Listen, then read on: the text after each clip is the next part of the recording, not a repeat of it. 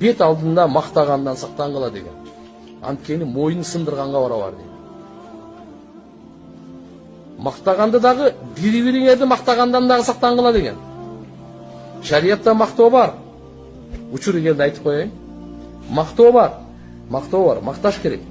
Биринчиден бет алдында эмес, экинчиден аша чаппай, көбөйтпөй, апыртпай.